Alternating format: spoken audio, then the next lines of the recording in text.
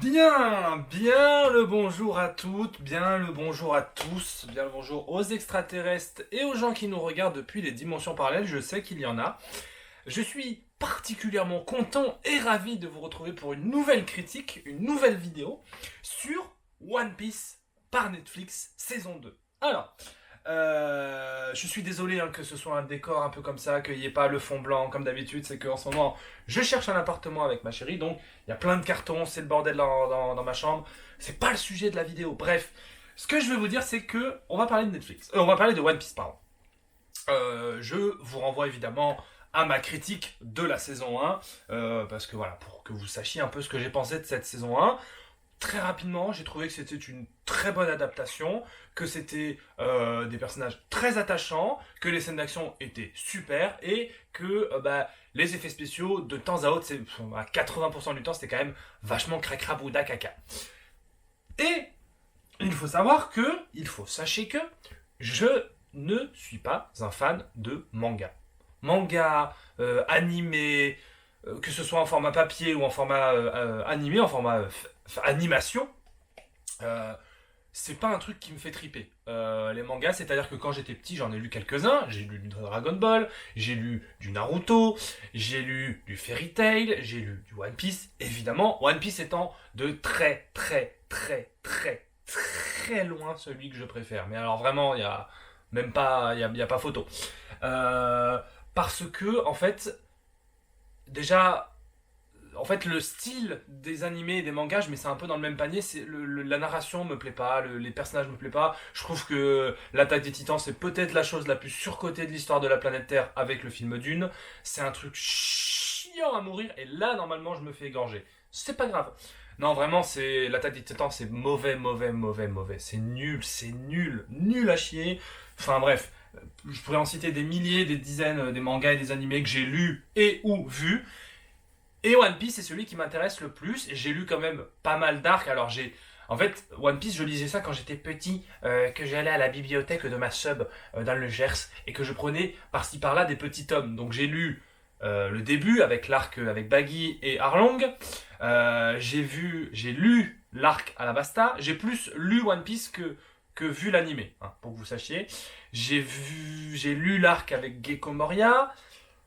Ensuite, je crois que j'ai raté plein de moments, mais en fait, je connais One Piece. Je me renseigne beaucoup, c'est un sujet qui me plaît. J'ai pas mal de références. Je suis pas autant un expert que sur Marvel ou DC, mais je pourrais totalement mener une conversation avec un fan de One Piece. Je pense que je devrais m'en sortir, tu vois. Je connais un peu pas mal d'arcs. Et donc, pour faire simple, les problèmes qu'on avait dans la saison 1 se retrouvent dans la saison 2. On va commencer par les points négatifs, c'est que visuellement, les effets spéciaux sont pas beaux. Ah, c'est pas beau, c'est pas tout le temps, évidemment. Mais c'est pas. Alors, on n'est clairement pas au niveau d'une série comme The Flash ou Legend of Tomorrow ou Supergirl où là les effets spéciaux étaient vraiment dégueulasses du cul à chier. Mais par contre, voilà, c'est pas non plus. On n'est pas sur Avatar ou sur un Marvel, quoi. C'est pas très très beau. C'est tout. Deuxième problème, c'est que la saison 2 est, mille de rien, moins intéressante en termes d'intrigue que la première.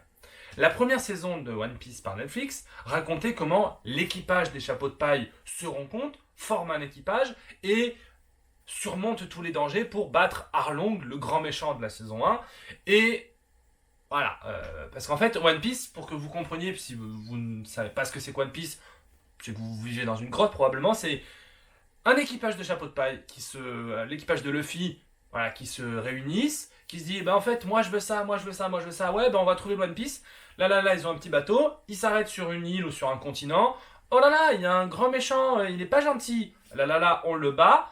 Ensuite, il y a environ 70 millions d'épisodes sur ce méchant. Ensuite, oh là là, merci de nous avoir sauvés. Hop, on va sur une autre île. Oh là là, il y a encore un grand méchant. Oh mince alors, il faut le battre. Oh là là, tout notre équipage est battu. Flashback, 800 épisodes. Oh là là, on a rebattu le méchant. Et ainsi de suite, et ainsi de suite, et ainsi de suite, et ainsi de suite. Tout ça jusqu'à ce que les personnages évoluent, on rencontre des nouveaux personnages, de nouveaux méchants, de nouveaux adversaires, etc., etc., etc.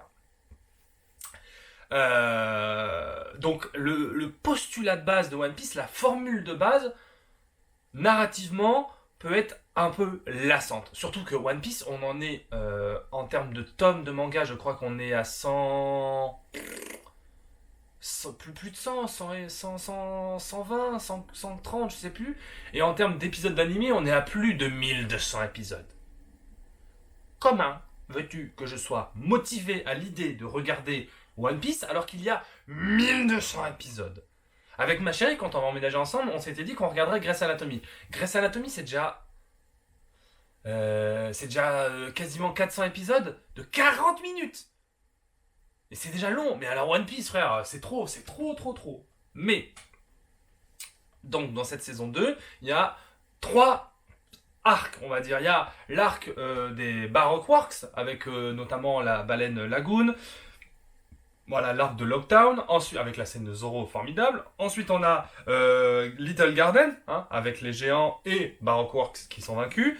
Et l'arc avec là où il découvre Chopper et où il y a White-Paul à battre.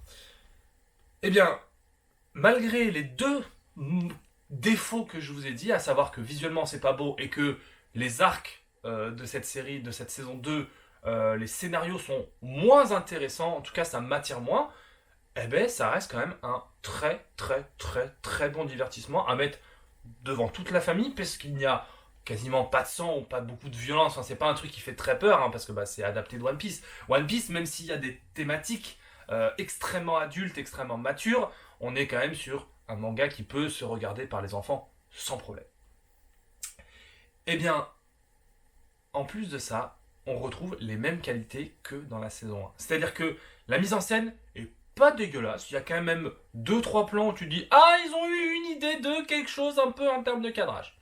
Deuxièmement, il y a un travail de photographie et d'éclairage qui est admirable, je trouve. Et là, je pense, c'est là où 80% du budget est parti, c'est que les décors sont fous. Mais les décors sont malades mentaux. Genre, vraiment, c'est une folie. Les décors, alors il y a pas mal de fonds verts, mais que ce soit Lockdown, que ce soit Little Garden, que ce soit le village des neiges, là, avec Wade Paul, là, je sais pas comment je sais plus comment il s'appelle, là, bref. Le village où il découvre Chopper, avec la tour et les médecins, machin, ben, les décors sont magnifiques. Je suis en mode, mais c'est une folie, en fait, d'avoir des décors comme ça. On est sur une série, selon les estimations, parce que Netflix ne dit jamais son budget, évidemment, on est sur une série d'à peu près 200 millions. Eh ben, malgré le fait que les effets spéciaux soient proches de ceux du film Dune, bien qu'ils soient plus jolis, évidemment, enfin, eh bien, je vois les 200 millions. C'est-à-dire que ce soit dans les décors, que ce soit dans la mise en scène, dans les costumes, je trouve que là, je vois l'investissement. Je me dis, ok, j'ai 200 millions, c'est cher, mais je vois 200 millions divisé par 8 épisodes, ça fait... attends, j'ai mal à la tête. Ça fait à peu près un peu plus de... Un peu moins, entre 30 et 40 millions par épisode, à peu près. Ce qui est quand même très, très admirable, hein, qu'on se le dise honnêtement.